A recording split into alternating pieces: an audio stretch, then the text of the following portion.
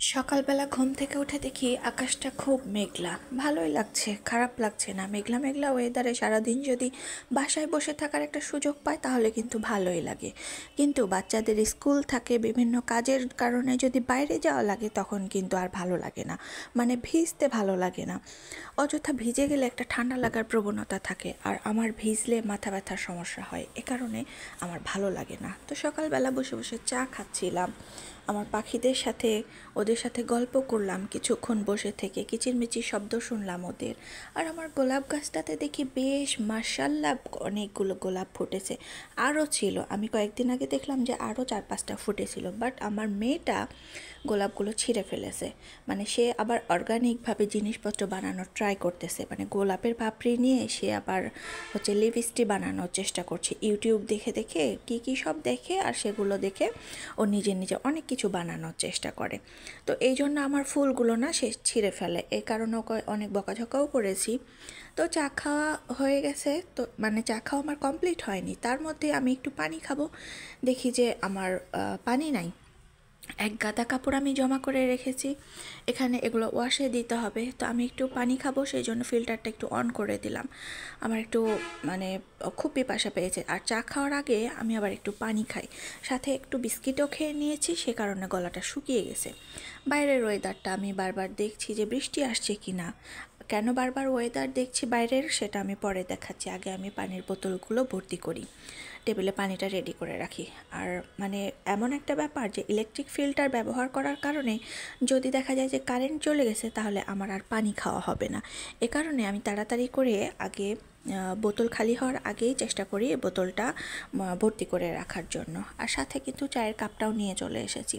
আমি আবার মানে আমার একটা অভ্যাস, আমি যা কাজ করি না কেন সাথে আমার চা থাকেই। আর আজকে সকালবেলা আমি ওদেরকে শর্টকাটে একটা নাস্তা খাওয়াচ্ছি, সেটা হচ্ছে সুপি নুডলস বানিয়ে রেখেছি। আমার জামাইকেও এটাই খাইয়ে দিয়েছি, আর ও খেয়ে দিয়ে অফিসে চলে গিয়েছে। সাথে একটা করে ডিম দিয়ে দিয়েছি। আর কেন আমি মানে শর্টকাটে মাঝে মাঝে নাস্তা বানাই সেটা দেখাই। এই যে এতগুলো পাপোশ কেচেছিলাম রাত্রেবেলা, এগুলো সকালে কাচা না, কিন্তু এগুলো আমি রাত 12টার সময় কেচে রেখেছিলাম।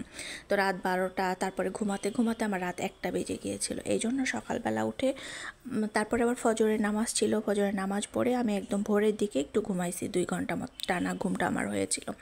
এই জন্য তাড়াতাড়ি করে আজকে শর্টকাটে সুপি নুডলস খাইয়ে দিয়েছি ওদেরকে। আর আজকে আমার এত ভর্তা দিয়ে ভাত খেতে ইচ্ছে করেছে, টাকি মাছগুলো আমি ফ্রিজ থেকে নামিয়ে নিয়েছি। এই টাকি মাছের ভর্তাটা আমার জামাই অনেক পছন্দ করে, তো সে ভর্তা খাওয়ার জন্য আমাকে বেশ কয়েকদিন আগেই এনে দিয়েছে। আর গত 3 দিন ধরে আমি এটাকে ভর্তা বানানোর প্রিপারেশান নিচ্ছি, যা আজকে আমি টাকি মাছের ভর্তা বানাবো। তো দেখা যাচ্ছে হয়তো 3 দিন ধরে মনে মনে প্রস্তুতি নিচ্ছিলাম, কিন্তু করে হয়ে উঠছিল না।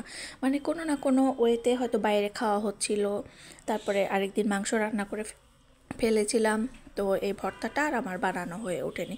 তো আজকে আমি নামাই নিলাম যে একটু ভর্তা, ঝাল ঝাল করে একটু ভর্তা খাবো। বেশি ঝাল করিনি, হোটেলের রেস্টুরেন্টে যে ধরনের ভর্তাগুলো দেয় প্রচুর পরিমাণে ঝাল দেয়, তো আমি অতটাও বেশি ঝাল করি নাই, কারণ আমি চাচ্ছিলাম যে ভর্তাটা দিয়ে আমার ছেলেকেও আমি ভাত খাওয়াবো।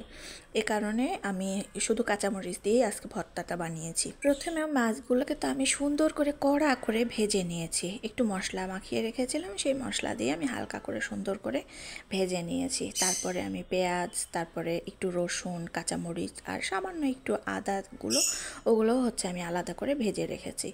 আর সাথে গরম ভাত খাবো না তাই কি হয়, একদম টাটকা টাটকা গরম ভাত দিয়ে আমি ভর্তাটা খাবো।